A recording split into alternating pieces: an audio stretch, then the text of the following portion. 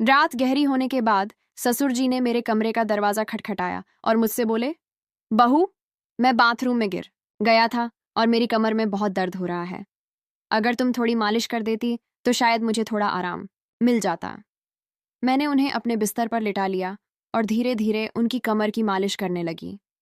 पर इसके बाद जो हुआ उसकी आप कल्पना भी नहीं कर सकते, क्योंकि इसके बाद मेरी पूरी जिंदगी बिखर गई थी। हेलो दोस्तों, आज की इस अनोखी कहानी में आप सभी का स्वागत है। मेरी शादी के 5 महीने बाद ही मेरे पति का देहांत हो गया था और मेरी जिंदगी में ग्रहण लग गया था। मेरे पिताजी ने बड़ी मुश्किल से मेरी शादी करवाई थी, लेकिन 5 महीने के अंदर ही मैं फिर से अपने मायके वापस आ गई थी। मेरे मायके में मेरी माँ नहीं थी। जब मैं 10 साल की थी तभी मेरी माँ का देहांत हो गया था। इसलिए मुझे बहुत डर लगता था कि अगर पिताजी मुझसे कुछ कहेंगे तो मैं किसके आंचल में अपना मुंह छुपाऊंगी। माँ की मौत के बाद पिताजी ने दूसरी शादी कर ली थी और मेरी सौतेली माँ मुझसे बहुत नफरत करती थी। इसलिए मुझे और भी ज्यादा डर लग रहा था। मेरी सौतेली माँ अक्सर मुझे ताने देती थी कि पहले अपनी माँ को खा गई और फिर अपने पति को भी खा गई। अब यहाँ क्या लेने आई है? क्या हमें भी बर्बाद करके छोड़ेगी? ये सब ताने मुझसे बर्दाश्त नहीं होते थे, पर मैं और कर भी क्या सकती थी। मेरी जिंदगी ऐसे ही गुजर रही थी। फिर अचानक एक दिन मेरे ससुर जी हमारे घर आए और उन्होंने मेरे पिताजी से कहा कि वह मुझे फिर से अपने घर ले जाना चाहते हैं। मेरी सौतेली माँ ने तुरंत ही हाँ कर दिया, लेकिन मेरे पिताजी ने कहा, अब आपका बेटा इस दुनिया में नहीं है, तो आप मेरी बेटी को क्यों ले जाना चाहते हैं? इस पर मेरी सौतेली माँ ने मेरे पिताजी से बहस करना शुरू कर दी और कहा, इसमें इतना सोचने की क्या बात है? वह अगर कह रहे हैं कि वह प्रिया को ले जाना चाहते हैं तो उन्हें ले जाने दीजिए ना। आपको इतनी तकलीफ क्यों हो रही है? और वैसे भी प्रिया उनके घर की बहू है। उनके बेटे की मौत हो गई है तो क्या हुआ? वह अपने ससुराल तो जा ही सकती है ना।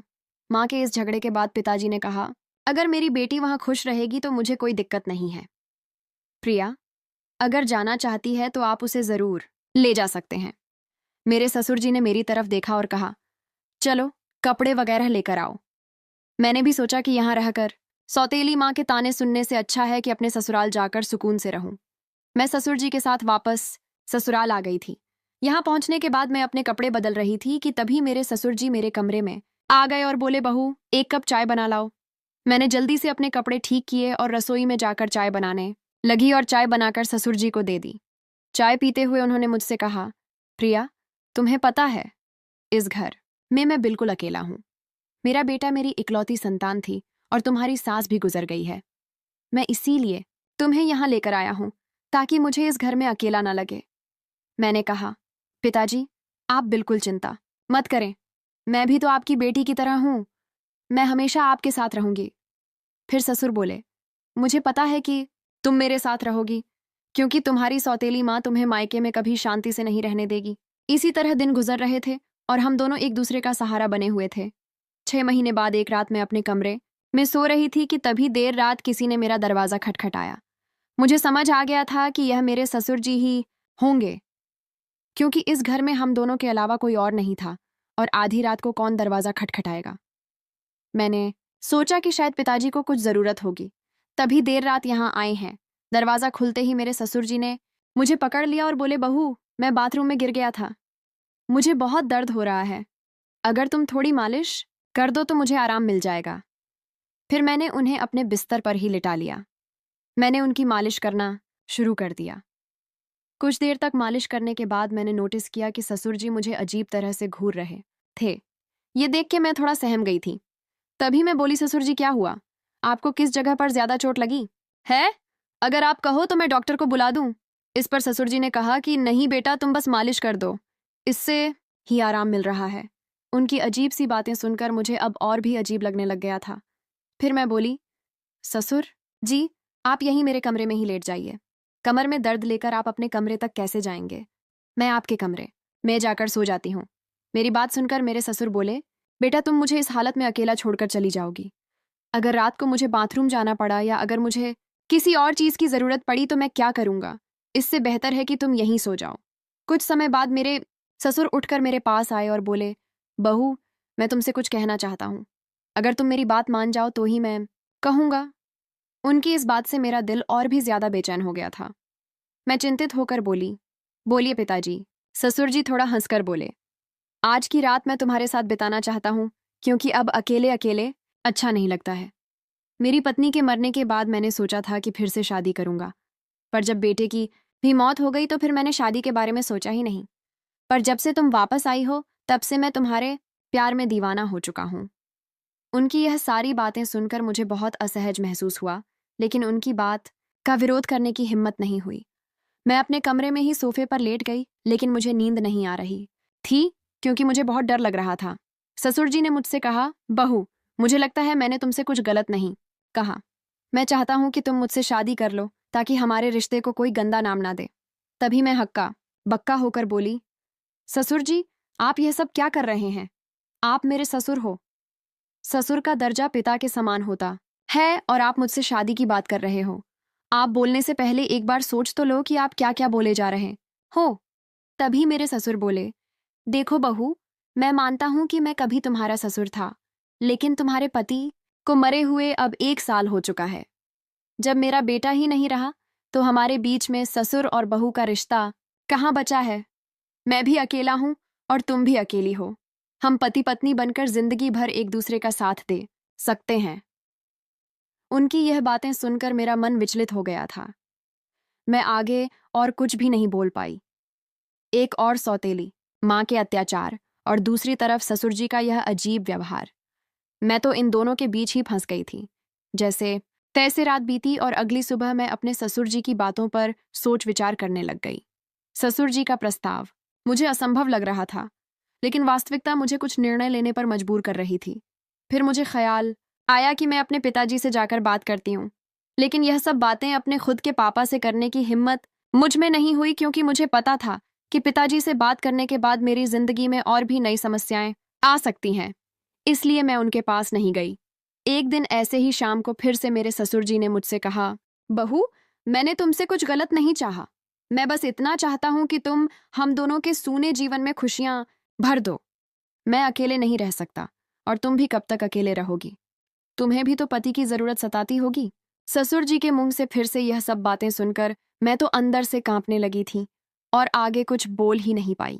समय धीरे धीरे बीतता चला जा रहा था, और ऐसे ही धीरे धीरे मेरे और ससुर जी के बीच एक अजीब सा संबंध बनता चला जा रहा था। पति की मौत के बाद मैंने सोचा था कि अब मैं इस दुनिया में बिल्कुल अकेली हो गई हूं, लेकिन मेरे ससुर जी ने मेरे प्रति जो भावनाएं जाहिर की थीं, उन्होंने मेरे जीवन को एक नई दिशा में मोड़ दिया। उनके शब्दों ने मुझे भीतर तक झकझोर कर रख दिया था। जब भी मैं सोने जाती थी, तो उनकी कही हुई बातें मुझे परेशान करती थीं। वह कहते थे कि मेरे साथ रहने से उन्हें अपने अकेलेपन का एहसास नहीं होता, और वह चाहते थे कि हम दोनों एक नई जिंदगी की शुरुआत करें। उस रात की बातचीत के बाद मैंने खुद को बहुत असमंजस में पाया। मेरे मन में कई सवाल उठ रहे थे कि क्या यह करना सही होगा? क्या यह समाज के नियमों के खिलाफ नहीं जाएगा? लोग क्या कहेंगे कि पति के मरने के बाद अपने ही ससुर से शादी कर ली? लेकिन कहीं ना कहीं मेरे दिल में यह बात भी थी कि शायद सच में मेरे ससुर अकेलेपन से जूझ रहे हैं। मैंने बहुत सोच विचार के बाद उनसे बात करने का फैसला किया। एक रात मैंने ससुर जी के दरवाजे की कुंडी खटखटाई। उन्होंने दरवाजा खोला और मुझे देखकर थोड़ा हैरान हुए। मैं उनके कमरे में गई और बोली, ससुर जी, मैं आपसे एक बहुत ज़रूरी बात करना चाहती हूँ। उन्होंने मुझे बैठने के लिए बोला और बड़ी गंभीरता से पूछा, क्या हुआ बहू, तुम इतनी रात गए क्यों आई हो? मैं थोड़ी हिम्मत जुटाते हुए बोली, ससुर जी, मैंने आपके प्रस्ताव के बारे में बहुत सोचा है। मैं समझती हूँ कि आप अकेलेपन से जूझ रहे हैं और एक साथी की ज़रूरत महसूस कर रहे हैं। लेकिन इस रिश्ते के लिए मेरी एक शर्त है कि हमारे बीच हमेशा प्यार और सम्मान का रिश्ता रहेगा। आप मुझे बेटी की तरह सम्मान देंगे और मैं आपको पिता की तरह आदर दूंगी। क्या आपको मेरी शर्त मंजूर है? उन्होंने मेरी बात को ध्यान से सुना और फिर कहा, मुझे तुम्हारी शर्त मंजूर है। मैं इस प्यार और सम्मान को हमेशा बनाए रखूंगा। उनकी यह बात सुनकर मेरे दिल का बोझ थोड़ा हल्का हो गया था। फिर कुछ दिनों के बाद हमने एक छोटे से समारोह में शादी कर ली।